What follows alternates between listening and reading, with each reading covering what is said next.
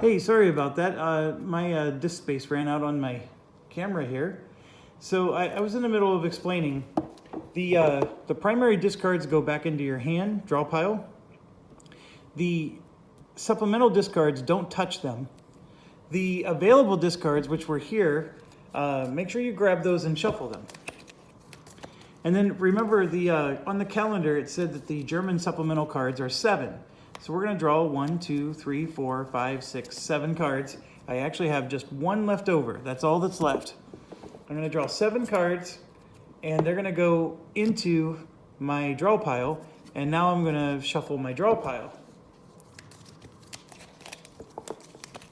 Okay, so the key takeaway here is whatever supplemental cards I played on December 16th, they are not in my draw pile for December 17th.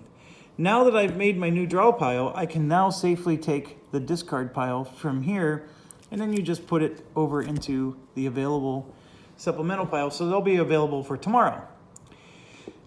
That's the key thing about this entire sheet. That's all this sheet is trying to construct for you, is this concept that your supplemental cards just need to wait out a day before they can come back into the available pool. If you understand that concept, you understand this entire sheet. All the little arrows and all the moving around, not really necessary. The key thing here is that the supplemental discards stay in the discard pile while you're drawing the next day's draws. And then afterwards, it goes back into the available draw pile, or available supplemental pile. Okay, so now with that said, we're getting 6 cards. So 1, 2, 3, 4, 5, and one more is 6. And that's our hand. So we now just did the card prep phase. Okay, and we're allowed to look at our hand. So you can see I got Army Group B, which is another awesome card.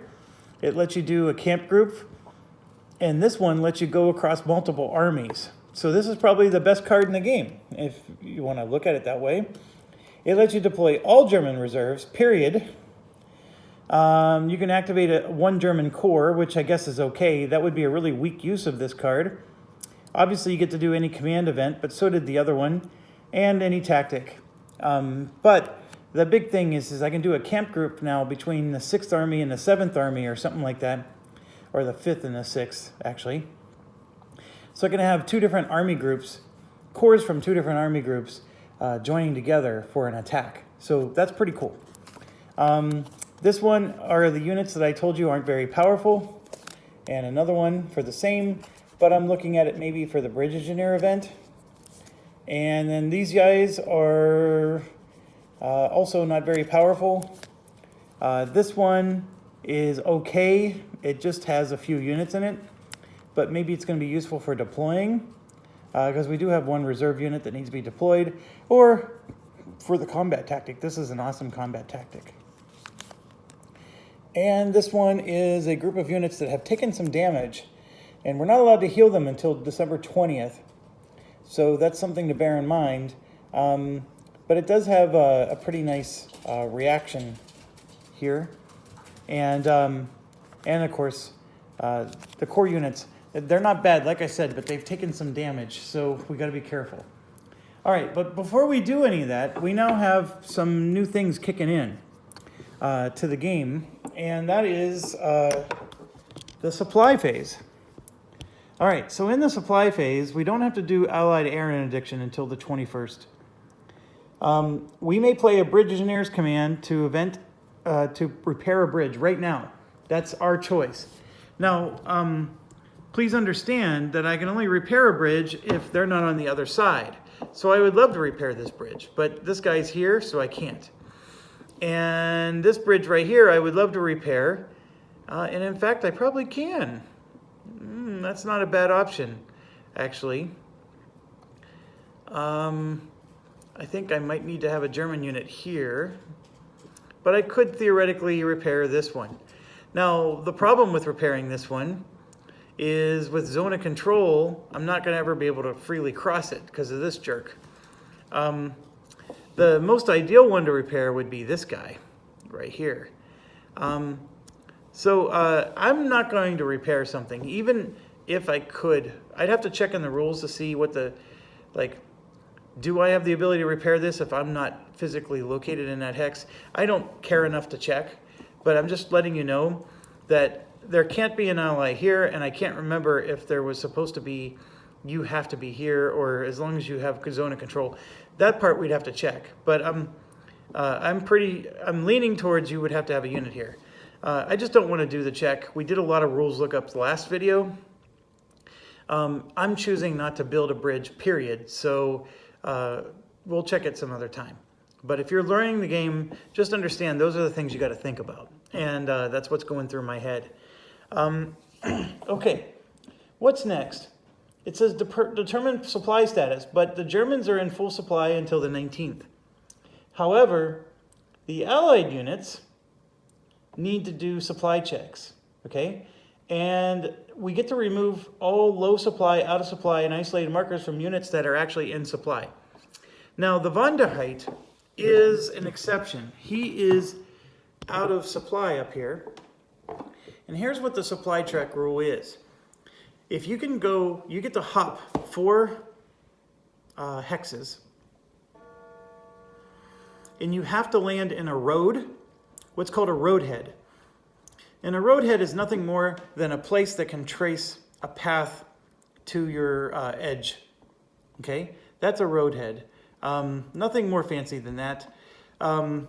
So for example, here I can trace 1, 2, 3 and get to this roadhead, and then I'm free and clear.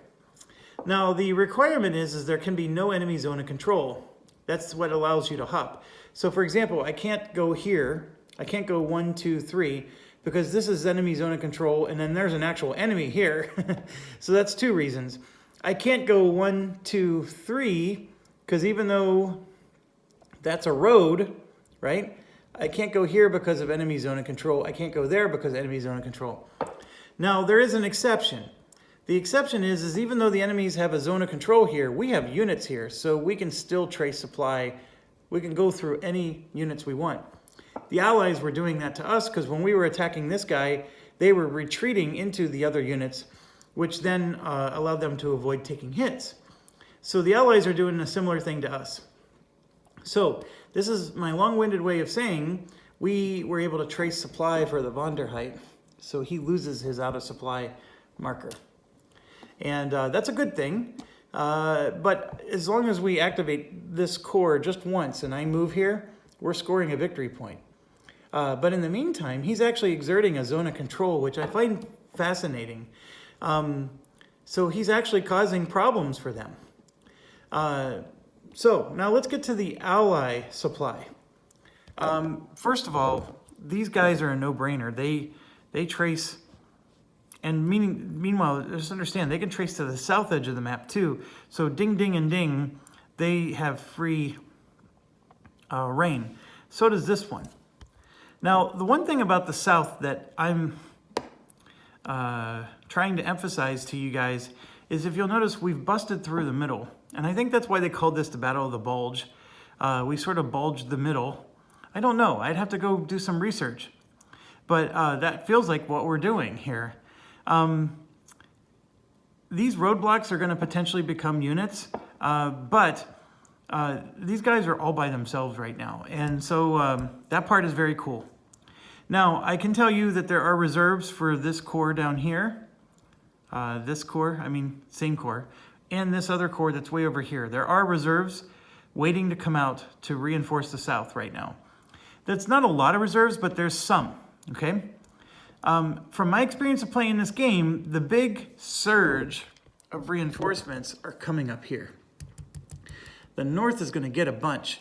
And then right when you're reacting to that and getting the hang of it, then a whole bunch is going to come down to the south. Way more than what you see here in this piddly little box. Okay, so allies, supply. This guy has supply. This one and this one does. But let's look at this situation here. I actually think that some of them are going to be in trouble.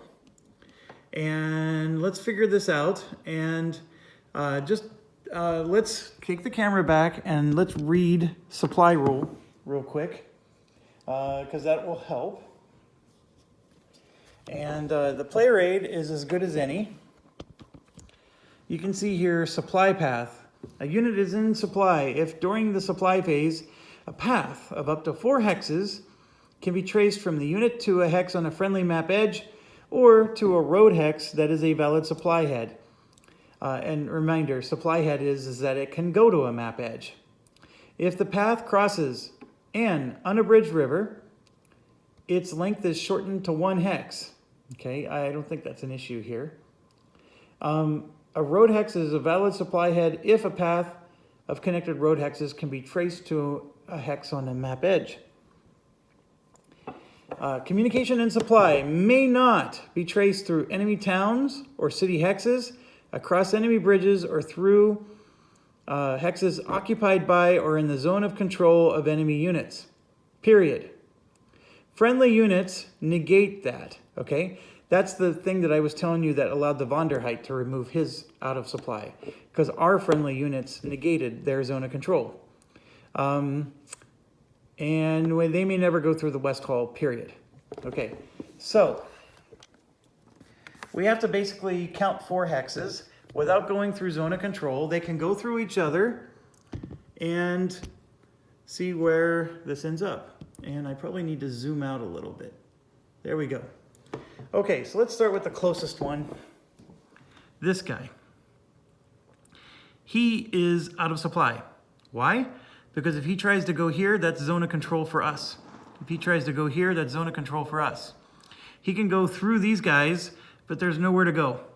All 4 of these guys are out of supply. Ding, ding, ding, ding. This was my huge lesson that I learned after playing the last game.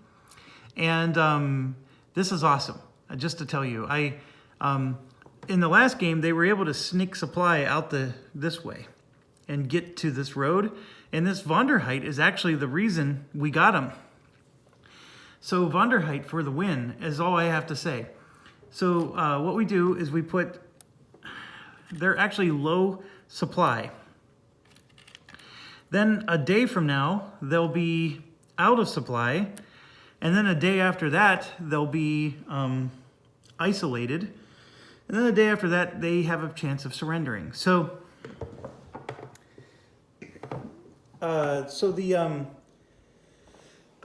the odds for them gets worse and worse as it goes on. Now, there's allied command cards that's going to allow them to retreat and ignore zone of control. So don't get complacent that you can actually sit here for 4 days and choke them out. This isn't the medieval era where you're just laying siege to the castle. It doesn't quite work. I tried it. But as they progressively get degraded, it does make combat against them easier and easier. Now, being low on ammo doesn't really impact them too much. There's a chart over here we can go through, but it's not that big of a deal. Just to refresh you, it is on this player aid, and you can see the effects of low supply is that they're not going to be allowed to play a combat tactic, which is good. They may not exit the map, and allies cannot lead an attack with them.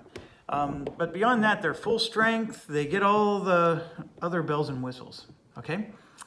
All right, but this is good news. This is way better than an alternative. So, all right, so now the supply phase is over.